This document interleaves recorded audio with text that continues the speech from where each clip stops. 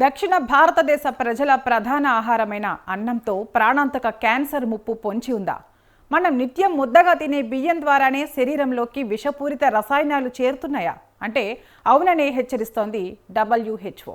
నిత్యం తీసుకునే ఆహారం, తాగునీటి ద్వారా శరీరంలోకి చేరుతున్న అత్యంత ప్రమాదకరమైన విషపూరిత రసాయన మూలకం మానవ ఆరోగ్యంపై తీవ్ర ప్రతికూల ప్రభావం చూపుతోందని WHO, ఐక్యరాజ్య సమితి, ఆహార వ్యవసాయ సంస్థ సంయుక్త నిపుణుల కమిటీ ఆందోళనకర విషయాలను వెల్లడించింది.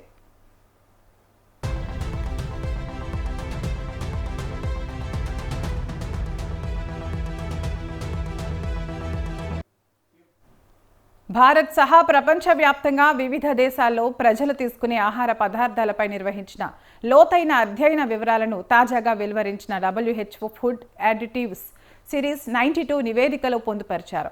పశ్చిమ బెంగాల్ రాజధాని కోల్కతా పరిధిలోని పట్టణ, గ్రామీణ ప్రజల ఆహార అలవాట్లను, స్థానిక మార్కెట్లలో లభించే బియ్యం, కూరగాయలు, విషపూరిత ఆకుకూరలను విశ్లేషించి రూపొందించారు.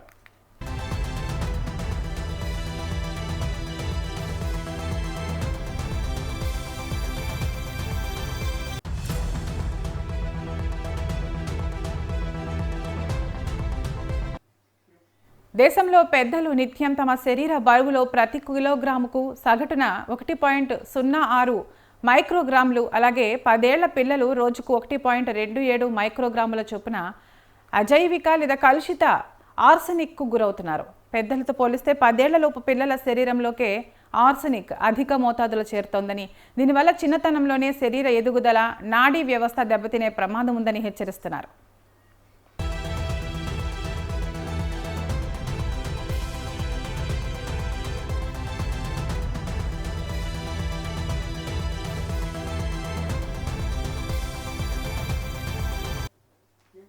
దేశంలో ఆహారం ద్వారా శరీరంలోకి వెళ్లే ఆర్సెనిక్లో సింహభాగం అంటే దాదాపు 81% నుండి 83% వరకు ఒక్క బియ్యం, ఇతర ధాన్యాల ద్వారానే విస్తరిస్తోంది.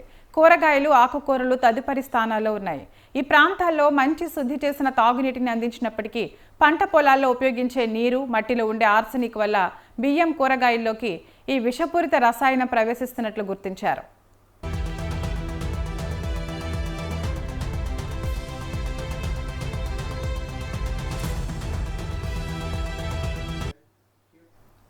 JCFA నివేదిక ప్రకారం సుదీర్ఘకాలం ఆహారం ద్వారా ఆర్సెనిక్ శరీరంలోకి చేరితే అనేక ఆరోగ్య సమస్యలు వస్తాయి. అజైవిక ఆర్సెనిక్ శరీరంలో చేరడం వల్ల ఊపిరితిత్తులు, మూత్రాశయం, చర్మం క్యాన్సర్లు వచ్చే ప్రమాదం చాలా ఎక్కువగా ఉంటుంది.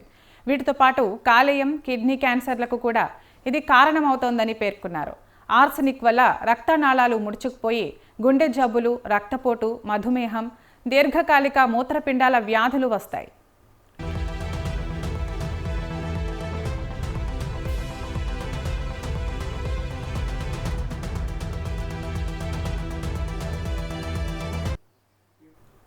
గర్భిణులు ఆర్సెనిక్ ఉన్న ఆహారం తీసుకుంటే గర్భస్రావాలు, నెమ్మదించిన పిండ ఎదుగుదల, తక్కువ బరువుతో పిల్లలు జన్మించడం లేదా శిశు మరణాలు సంభవించే ప్రమాదం ఉంది.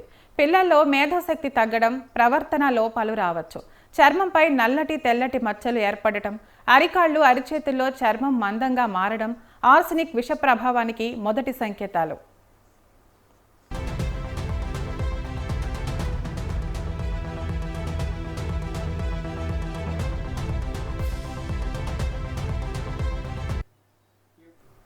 ప్రపంచ ఆరోగ్య సంస్థ నివేదిక ప్రకారం ఆసియా దేశాల్లో బియ్యం ప్రధాన ఆహారం కావడంతో ఆర్సెనిక్ ప్రభావం ఎక్కువగా ఉంది. హాంకాంగ్లో ప్రధానంగా ధాన్యాలు, ఇతర పానీయాలు, కూరగాయల ద్వారా ఆర్సెనిక్ చేరుతోంది. చైనా, బంగ్లాదేశ్, వియత్నాంలోనూ బియ్యం, భూగర్భ జలాల ద్వారా పెద్ద ఎత్తున ఆర్సెనిక్ ఉనికి నమోదైంది.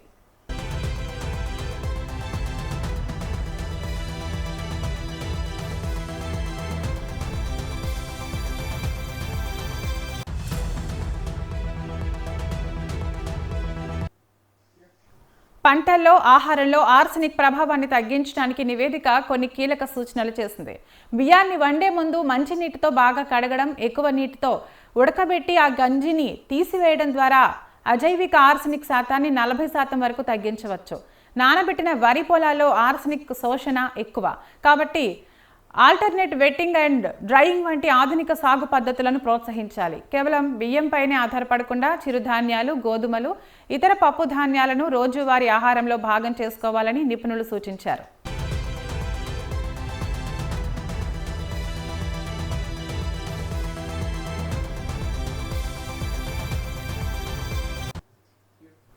చేపలు, పీతలు, రొయ్యలలో కూడా ఆర్సెనిక్ ఉంటుంది. కానీ అది ఆర్గానిక్ రూపంలో ఉండటంతో తిన్న కొద్ది గంటల్లోనే మూత్రం ద్వారా వేగంగా బయటకు వెళ్ళిపోతుంది. అయితే బియ్యంలో ఉండే అజైవిక ఆర్సెనిక్ మాత్రం శరీరంలోనే ఉండిపోయి క్యాన్సర్, అవయవాల వైఫల్యానికి దారితీస్తుంది. తల్లులు ఆర్సెనిక్ కలుషిత ఆహారం తీసుకున్నప్పటికీ వారి పాలలోకి ఆర్సెనిక్ చేరే శాతం చాలా తక్కువగా ఉంటుంది. కాబట్టి బయట లభించే బియ్యం ఆధారిత ఆహారాల కంటే పసిపిల్లలకు తల్లిపాలే అత్యంత సురక్షితమని నివేదిక స్పష్టం చేస్తుంది.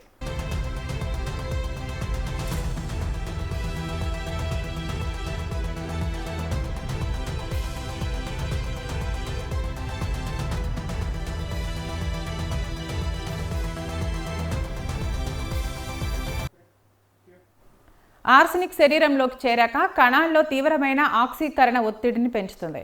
ఇది డిఎన్ఏను దెబ్బతీయడమే కాకుండా దెబ్బతిన్న డిఎన్ఏను సరిచేసుకునే శరీర సహజ మరమ్మతు వ్యవస్థను నిర్వీర్యం చేస్తుంది. దీనివల్ల క్యాన్సర్ కణాలు వేగంగా వృద్ధి చెందే ప్రమాదం ఉంది.